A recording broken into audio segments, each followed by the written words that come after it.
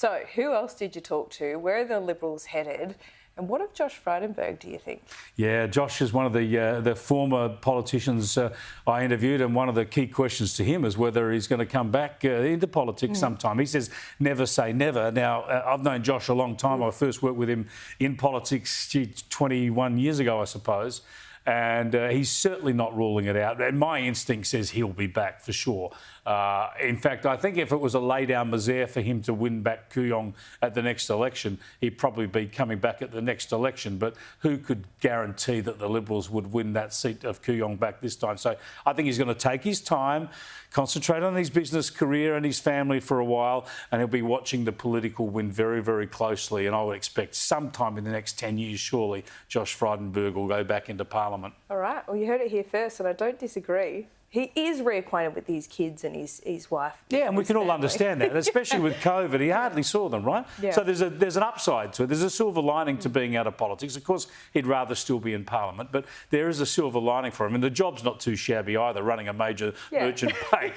So it's not like it's not going to lighten his load in the pocket. So I reckon he'll take this time. I just don't see that hunger from Josh Frydenberg disappearing, and neither do I see the Liberal Party not wanting him back. I mean, he's obviously a potential leader, a potential Prime Minister, and I think apart from Josh's own ambition, I think the party will want him back in. He was a very good treasurer, and they could see him as a potential Prime Minister in the future. Let me ask you this.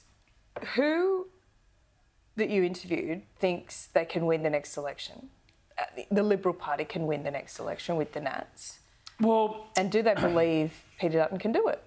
Well, I think they all say that, right? But you've got to make your own judgments about the conviction behind people. You've got to have blind faith in a way, don't you? But I would say this as someone who supported The Voice and didn't like the way Dutton campaigned against it.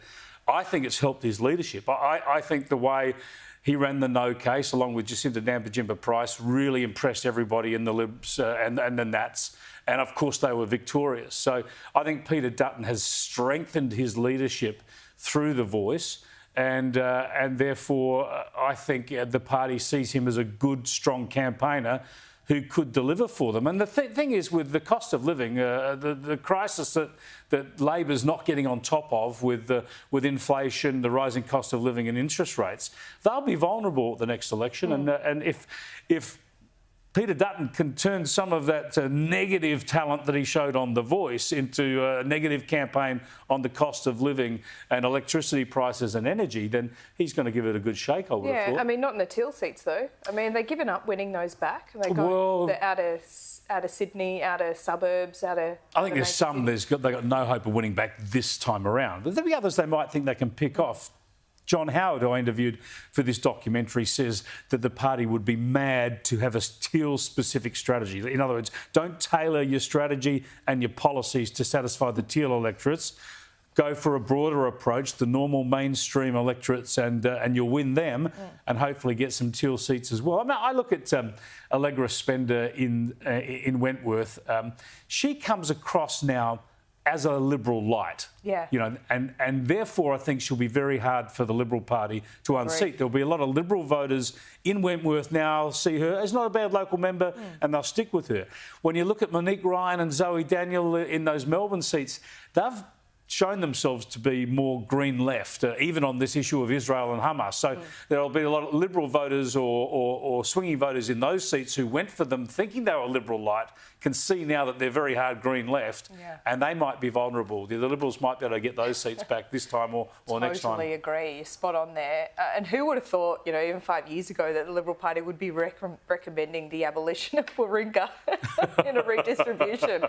Too many bad memories now. Yeah. Well, Chris, I'm looking forward to it. Thanks so much. Can't wait to show it tonight, Laura. I'd love to. We need a goggle box show for watching this documentary. So I'm always torn between having some friends around to watch it at home or just sit there with Sunita with a glass of wine.